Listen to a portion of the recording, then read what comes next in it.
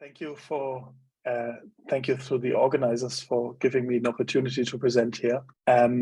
When I accepted the invitation, I was actually hoping to be there in person, but things haven't quite worked out the way we were hoping to work out.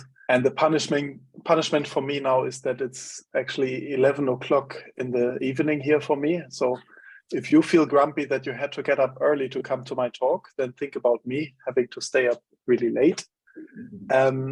Anyway, so I was thinking a little bit what I should talk about for this workshop, and it's really unfortunate that I can't be there in person and get a little bit better feeling of the subject of the workshop and the audience, because that would have strongly influenced the way I present things here. But since the timing is really unfortunate for me here in Sydney, I must admit I didn't also attend any other talks. So I hope this talk is not a complete waste of your time. What I thought I wanted to talk about is a graph property called zero forcing. Combine that with protocols in quantum information theory that I'm passionate about. In particular, I'm a control theorist, so I'm interested in control and estimation, but both of them in the context of quantum computing. And well, that's my plan. I haven't worked on this subject for quite a while. In fact, most of the things I'm going to present are about 10, 15 years old now. I'm getting old. So I hope it's not going to be too boring, but I think there are some open questions that I would find interesting still. So I think in the abstract, I promised to you that I would introduce zero forcing. By the way, if there are some technical problems, if this isn't big enough and I need to write larger, or if you have some questions, also feel free to interrupt me. I can also see the audience. So if you raise your hand or something like that, I'm very happy to be interrupted. So I want to introduce zero forcing, and I want to apply zero forcing to some protocols in quantum information. And the protocols that I want to talk about is something we called upload-download. It's about, let's say, moving quantum information. And perhaps we can also add cooling here, or initialization. If you're thinking like a computer scientist, maybe the initialization of a memory system, control, computation, if you like. And as the last point, estimation. So these will all be related to zero forcing. And I thought the way I want to start is actually historical in some sense. So rather than introducing you abstractly zero forcing, I want to explain to you how we kind of discovered it. And so the subject that we were passionate about at the time, and that I'm actually still passionate about, is indirect access, storage of quantum information. What we had in mind is that you have a big memory. Let's say this box here is a big memory, and we want to store quantum information in this memory. We only have access to a small part of the memory, which we call C. C like in controlled. This is the part that we have control over. And then there is the part C bar that we do not control. And we kind of want to access the whole memory indirectly by only talking to the section that we control. So more precisely, when I write these labels, I actually have Hilbert spaces in mind. So we have a Hilbert space that we have access to, and we have a Hilbert space that we do not have access to. So it's a fairly abstract setting at this point. And for the sake of my talk, everything will be finite dimensional. So these are finite dimensional Hilbert spaces at the moment. And then, as it's custom in computer science, you have some memory system that you want to move your information in. So what we had in mind is that we have a memory system, let's say ML. This is the Lth memory system. And we assume that it has the same size as the chunk here, the same dimension. And we have more memory systems because obviously one memory system wouldn't be big enough to store this whole information. So we have ML+1, ML+2, and maybe also some previous ones, ML-1, ML-2, continuous. And then what we had in mind is that at regular intervals, you interchange this memory here, the ML system, with the C system. So you, at regular intervals, you swap this. The swap operation, I'm sure most of you will know, is just some unitary that acts on these two Hilbert spaces and interchanges basically the label of the vectors. So this is a swap between these two. And then we asked the question whether you get a download. Let me write an arrow like this. So this would be download. What we mean with download is that all the information in the total system through the swapping procedure eventually ends up in the output of these memory systems. And we asked ourselves whether we can upload, which is essentially the reverse of this. So where you initialize those memory systems in something that you would like to bring in here. So think about it like maybe like a quantum USB stick or something like that. Now, obviously, the way I've just introduced it here, it cannot work because we just keep on swapping between the C system. We need also something that moves information about between the system that we access and the system that we do not access. So what we had in mind then was that we have a unitary acting here in regular intervals, which kind of shuffles our system about. So we swap, we shuffle, we swap, we shuffle, we swap, we shuffle. And every time we swap with a different memory system. Okay, so this is a fairly abstract construction. Deriving conditions under which this actually works, this protocol converges and upload and download works is not so easy. So we thought, okay, let's specialize a little bit and say that suppose we have qubits, right? Because we are thinking about quantum computation. So C, C bar, and the ML are made out of qubits. We also assume that the ML are initialized in the state where all the qubits are in the configuration 0. So I'm going to write this as 0 underbar. So this is 0 tensor 0 up to the number of qubits that each ML stores. So you kind of, when you download the information into the memory system, you imagine that you always bring in a fresh memory that has no information stored in it. So it's initialized in the state 0. And then the quantum information that sits in here, which could be an arbitrary state, gets transferred in those memory systems. Something like this. And we realized that this is still too general, but if the unitary conserves, roughly speaking, then the number of bits. So if the unitary conserves the sum over zk, where k is summed over cc bar, that is over all the qubits in this register, and zk is the Pauli matrix 1 minus 1 acting on the kth qubit, then we can formulate a condition under which upload-download works, a mathematical condition. And so we had a little theorem in the paper. I should actually write down the reference for the paper first. Maybe this is with Vittorio Giovannetti in Scuola Normale in Pisa. And it's, like I said, it's a fairly old paper, 2007 at the end of my PhD.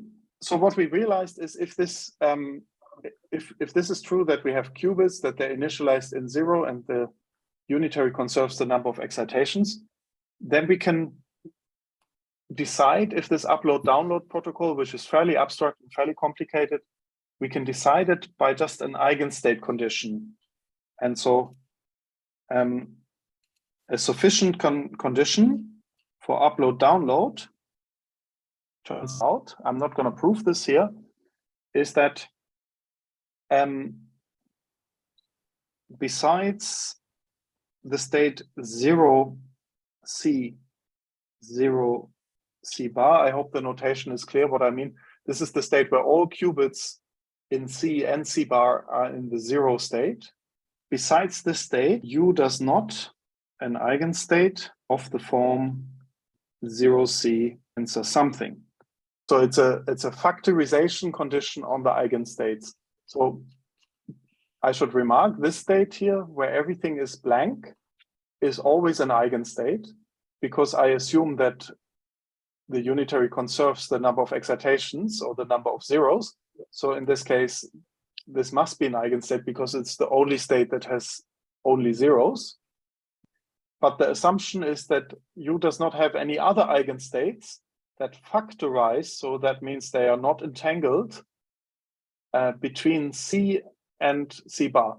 And that actually, this is, sorry, I should correct this, this is necessary and sufficient.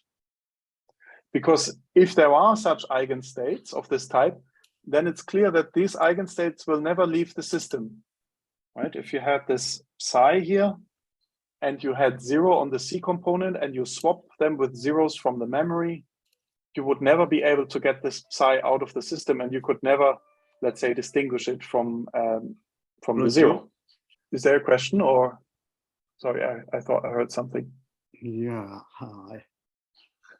No problem. Yeah, you have a question? I mean, Okay, so I think there's just someone who's not muted, so I'm going to mute him. Okay, so now it's time to come to zero forcing. Still a fairly generic statement. So we have a unitary, and we're talking about some eigenstates. We now specialized to a specific class of Hamiltonians, thinking of this unitary as being generated by some physical interaction through a Hamiltonian. This Hamiltonian, we choose a fairly common type of Hamiltonian, which is a coupling between the qubits, so a two-body interaction.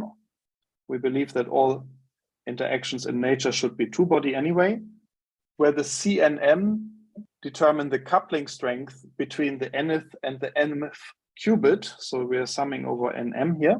And then the interaction that we took is of Heisenberg type. So we have something like xx plus yy plus, let's say, delta zz. X, y, and z are the Pauli matrices, and these are tensor products. So this is x on n, tensor x on m, plus y on n, tensor y on m. This is my notation. And this delta is just some parameter of the model, which is not so important.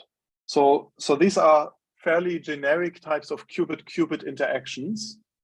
And so we wanted to decide whether a Hamiltonian like this can have an eigenstate like that. And the first case, so now we come back to the graph, because the C and M here determines a graph, right? So you could say two vertices have an edge if and only if C and M is unequal to 0. And that gives you a graph of that is the coupling graph that determines how strongly your which qubits are coupled with which qubits. And so the simplest case that we considered first is a chain. And we asked the question, can there be states where C is the region, the first qubit of the chain, and C bar is the rest? Can there be states that factorize in this form here? Can there be eigenstates? They cannot, and the proof that they cannot is very simple and intuitive. So you just assume that there is an eigenstate. This is the crucial step of this talk. So that you imagine, is there an eigenstate of this type that factorizes? And well, if there is an eigenstate, then this should better be something like, let's say, some eigenenergy h 0c tensor psi bar, psi on c bar. But on the other hand, if you act with this Hamiltonian, then you have to act with these guys here. So let's decompose this state before we act in the following way. So we write it as HC tensor 0 tensor some psi 0 plus 0 C tensor 1 some psi 1, where what we do is we think about what is this qubit here. Well, this qubit is a in some linear combination of 0 and 1, so we can decompose the state here into this blue qubit here being either 0 or being 1, and something on the rest, which I just denote as R. So the rest here, in my case, would be the rest of the chain. Now, you see the Hamiltonian consists of these terms here. So this term here, the ZZ term, does not move excitations, but these two terms here move excitations of spin flips or zeros and ones between N and M. Okay, so that is if I act with this with a component that couples this blue qubit with C, with this type of interaction, it will not do anything on here because there's nothing to move. But if it acts on this component here, this type of interaction will move the one from here to there. I'm very sloppy with my notation, but if this guy acts on this component of the wave function, it would move to something like this, plus other terms. Since this is an eigenstate, such terms must not exist, right? If you look on the left-hand side, there is just the 0 component. There is nothing of the 1 component. So this must be 0. And this means that actually, if we have an eigenstate that is 0 here, the eigenstate must also be 0 here. This is an eigenstate. It must be of the form 0, C, 0, and then some rest. Now you see, we can just continue the same argument by induction. And then we find that the eigenstate is actually of the form 0 tensor 0. Okay, so that's roughly the argument that we had at the time. And then we thought, what about other types of graphs, right? This is just the chain. So for example, technical problem here. Hopefully it can be fixed. It's fixed.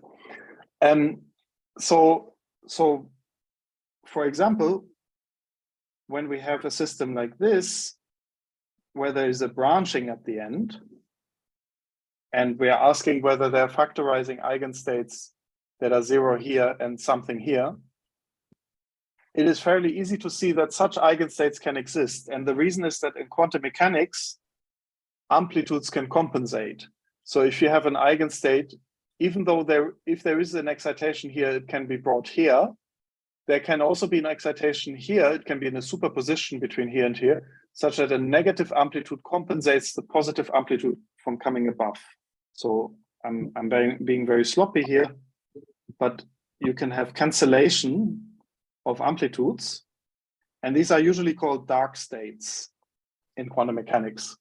And so in this kind of graph, we cannot exclude that there are such eigenstates. And indeed, there are such eigenstates. And so upload, download does not work. On the other hand, if you assume that your system that you have access to includes one of those branches, like here, if this is actually the C system, so you control a little bit more of the memory, then the argument works because we can just do the induction as before. We conclude that this must be 0, and we conclude that this must be 0. And we can also conclude that this must be 0, and then we can go this way and conclude that everything must be 0. So there are no such eigenstates. We wanted to formalize this rule, which is basically just a type of induction along a graph where you want to exclude branching in some sense. So we formalized it in the following way. So you're given a graph, and with a graph, I mean an undirected graph, a simple graph, and you color initial set. Okay, so in this case, the initial set corresponds to the set C. You propagate these blue things in the following way. You say that if a blue node has exactly one non-blue neighbor, it spreads. For example, here, this guy has one neighbor that is non-blue, so it is able to spread the blueness onto it.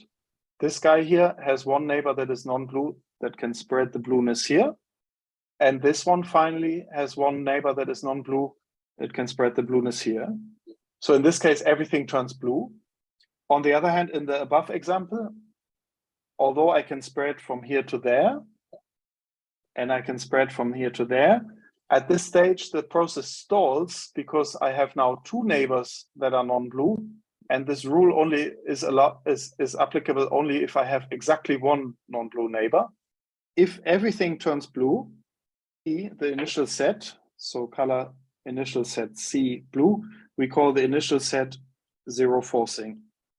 Okay, so so this is how we came across zero forcing at that time in 2007. By basically thinking about eigenstate structures of quantum mechanical systems and asking ourselves the question whether the eigenstates have a particular structure. Now, it might well be that you don't care about the particular quantum protocol that we came from. Maybe you don't care about upload, download. But I want to argue that this kind of propagation game that we use here on the graph is still a useful one for certain types of proofs by induction on a graph. Now, what we didn't know, so okay, so before I go this, so let me just conclude this little section here, that zero forcing decides, or at least, okay, maybe a bit more precise, it is sufficient for upload download. Of course, I had to take a lot of assumptions here. I have a very specific type of Hamiltonian. But that was an interesting thing that that you can decide by just the configuration of your qubits by some graph theoretic properties. You could decide whether some quantum information protocol works or not. Now, what we didn't know at the time is that this is called zero forcing, although it is actually literally zero forcing in our case because it forces some zero structure in the eigenstates. The term zero forcing comes actually from a different paper that was written around the same time in the maths community. So there was a paper called Zero Forcing Sets, the Minimum Rank of Graphs. It was a paper coming from a completely different directions. There was no quantum mechanics or anything like that involved in it. It was just about the adjacency matrices of graphs and the question whether you can say something about the minimum rank of such adjacency matrices. And what they realized is that the zero forcing property tells you something about this. So I think this is written by a joint team called the maybe the special graph work group. And I think it came across at a conference at AIM, the American Institute of Mathematics. Yeah.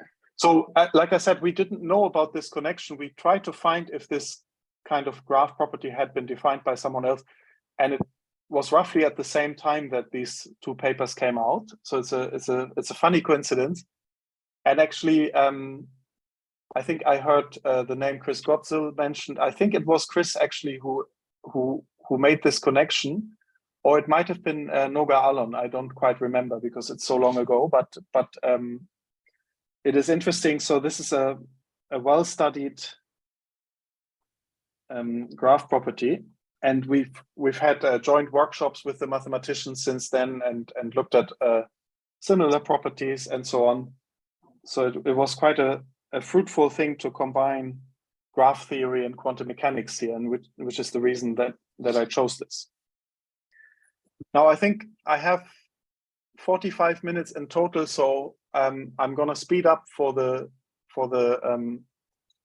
other two subjects, which is quantum control and quantum estimation. So I will obviously not be able to give you even the idea of the proof, but I want to just say that that there are also other protocols which we looked at later, where this zero forcing turned up. So one is quantum control, which is actually, nowadays my main bread and butter. So in quantum control, you consider time-dependent Hamiltonians, which have maybe a time-independent component and some components that you can switch on and off. So, these could be laser pulses or microwaves. This could be some couplings between the qubits. Okay, and there is a beautiful mathematical theory that allows you to decide what you can achieve in such scenarios. So obviously, if I send a different laser pulse, I have a different time-dependent Hamiltonian, I get a different dynamics, and I get a different unitary. So what you're asking is, if you look at all possible pulses that you can apply to the system, what is the set of unitaries that you can get? Each fixed pulse, we get a particular unitary. And if you look at all pulses, you ask, what is the possible set of unitaries? And if this is equal to, in the qubit setup, if this is equal to, let's say, SU 2 to the D, where D is the number of qubits, then you call your system controllable. In quantum computation, this means it's universal quantum computation. So this is a completely different branch of mathematics, because this is decided by some properties of Lie algebra. Let's say the size of the Lie algebra generated through linear combinations and commutators by your Hamiltonians, so H0, H1, H2, and so on. So I write this with brackets. What I mean with this object, it's often also called the dynamical Lie algebra, LD.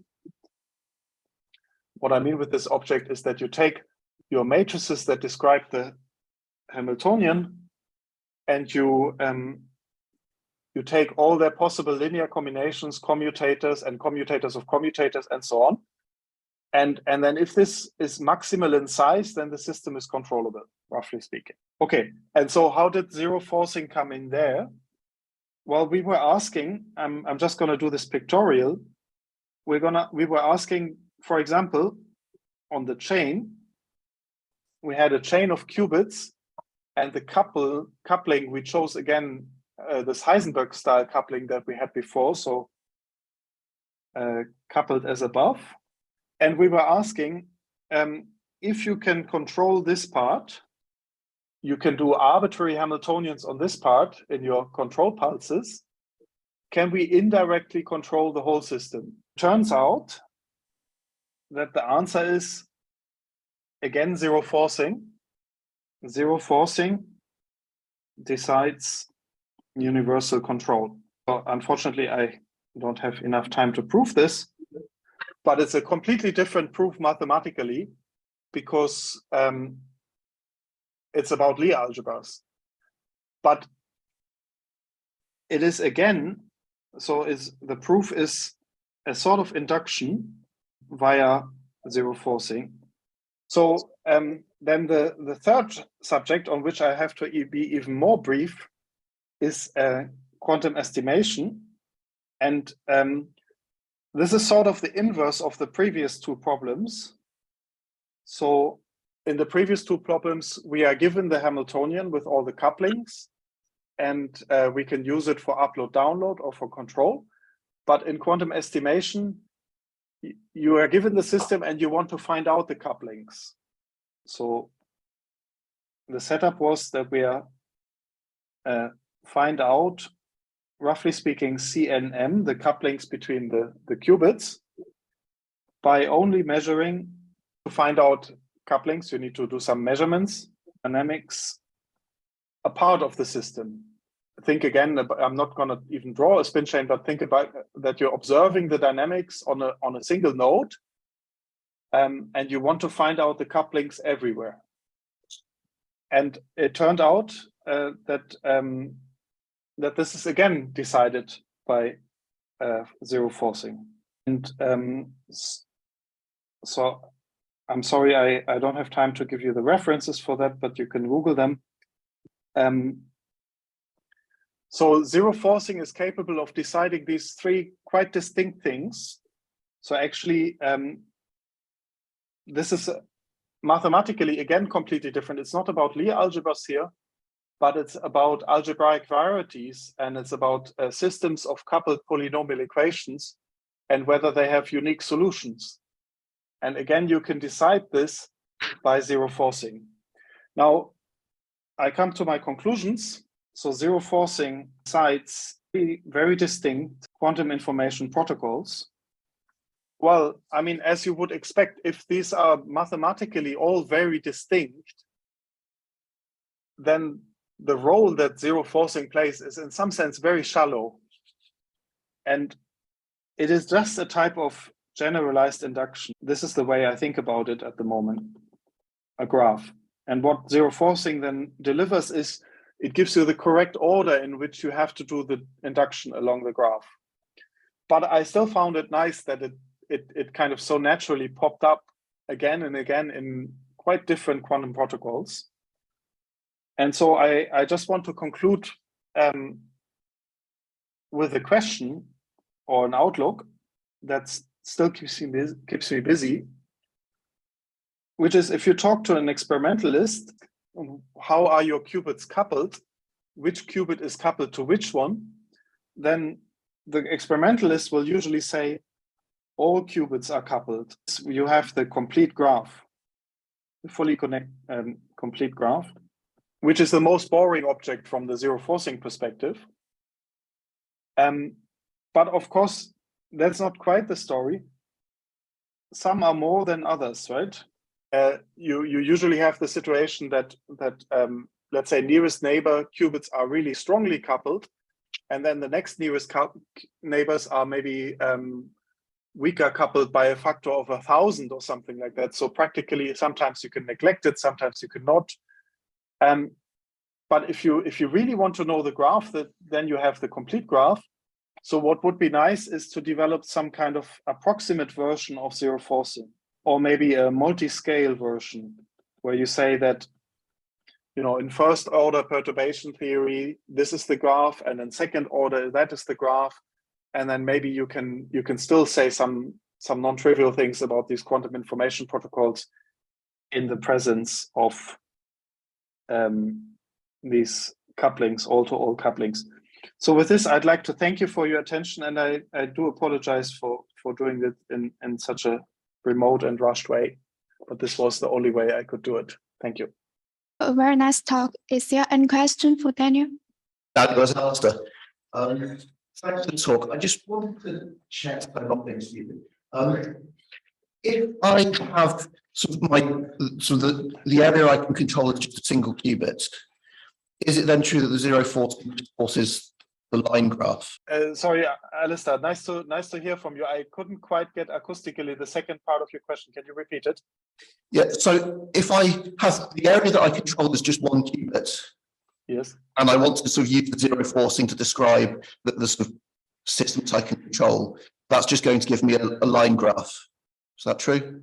So if you already know that you're only controlling one qubit, is it true that you only can control line graphs? Yeah. No, it's not true, because this is only a sufficient criterion in control. I was rushing through this. It's not a necessary criterion. So you could imagine also non-line graphs where a single qubit is sufficient to control. Okay, but what I mean is by using your zero forcing condition. Yeah, by using the zero forcing condition, right, you only get the line graph from a single qubit. Yes. Okay, cool. Thank you. Thank you. Any other questions? If no question, let's thank Daniel. Thank you. Next talk will start at 10:50.